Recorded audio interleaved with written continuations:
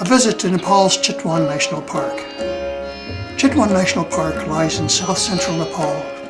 Established in 1973 and named a World Heritage Site in 1984, the park occupies about 360 square miles in the Terai, or subtropical lowlands, along the Indian border. The park is bordered on the north by the Rapti River and on the west by the Narangi River. Both are shallow, sandy rivers during the dry season, but have raging currents during the monsoon. We flew from Kathmandu to Bratapur in the upper right-hand side of this map in about 20 minutes. Then we drove about 45 minutes to Mangali on the north side of the Rapti River.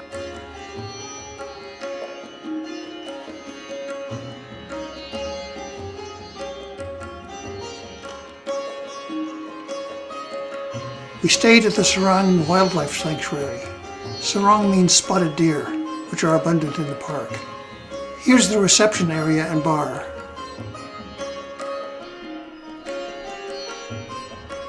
And this is the dining room. The resort has space for 50 or 60 guests, but we were the only ones there for the 3 days we stayed. It was a little spooky to have the place so empty. There are about 20 small duplex cabins. Each has a balcony overlooking the jungle. Our room was simple but pleasant. For centuries, Chitwan was a favorite hunting ground for the Nepal's ruling class. During the cool winter season, comfortable camps were set up for royalty, their guests and servants, where they stayed for weeks or months, often shooting hundreds of tigers, rhinos, leopards, deer, bears, and other wildlife. In 1950, Chitwan's forests and grasslands extended over more than 1,000 square miles and were home to about 800 rhinos. But in the 1960s, population pressure forced poor farmers out of the mid-hills and into the lowlands in search for land. DDT eradicated malaria that had previously prevented settlement in the Terai. By 1970, 70% of Chitwan's jungles had been cleared, and thousands of people were living there, and only about 95 rhinos remained. In 1973, about 210 square miles were declared a park, and native Tharu communities were expelled, sometimes at gunpoint. In 1977, the park was expanded to its present size, and a 300 square mile buffer zone was designated, in which people are allowed to live, but wildlife is protected. The alluvial floodplain habitat of the Terai is one of the best tiger habitats anywhere in the world.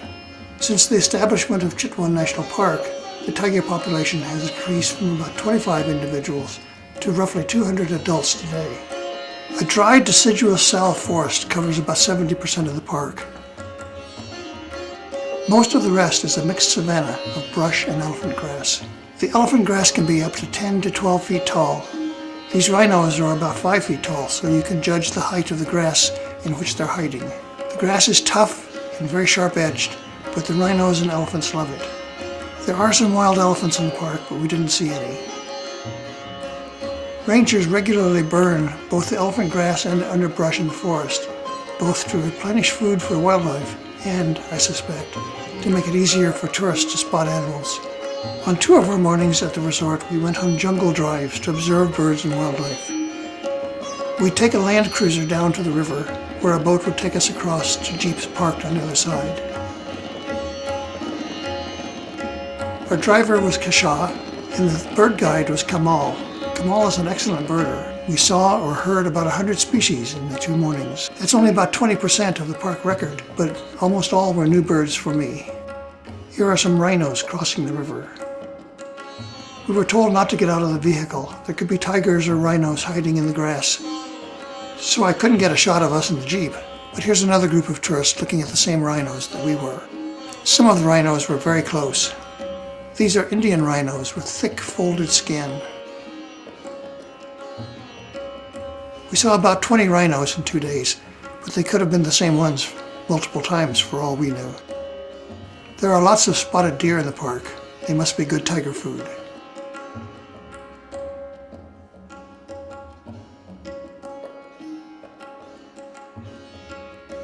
Here's a mother rhino with a calf.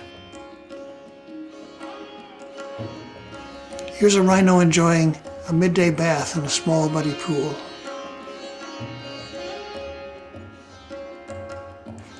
We didn't see a tiger, but here are fresh tiger tracks in the road.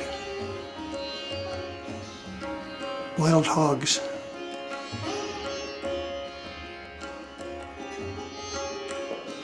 We had a mid-morning break for tea and cookies. Apparently it was safe to get out of the vehicle here.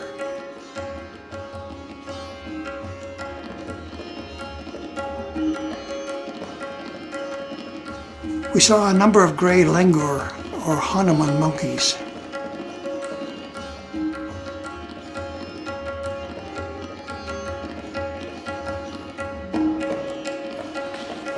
The Narani-Rapti river system, with its small tributaries and myriads of oxbow lakes, is habitat for many fish and bird species.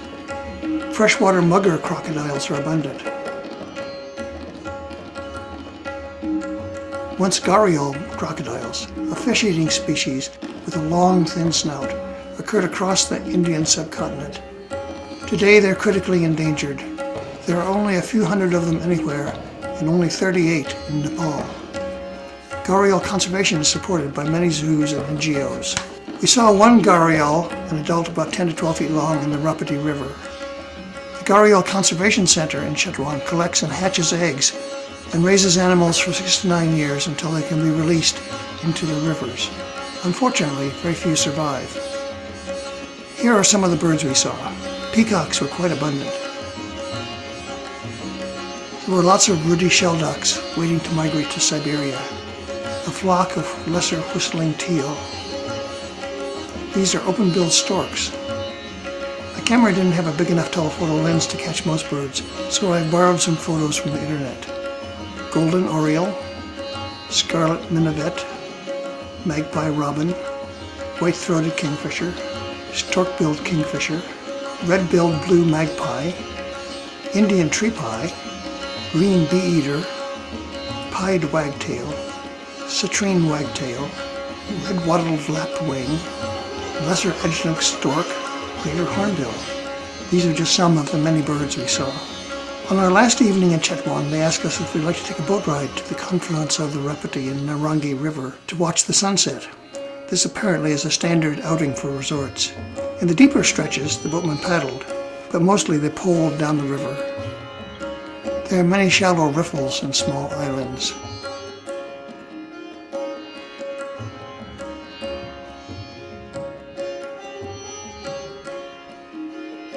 When we reached the confluence, many resorts had set up tables. Some were elaborate with chefs, wine, and white tablecloths.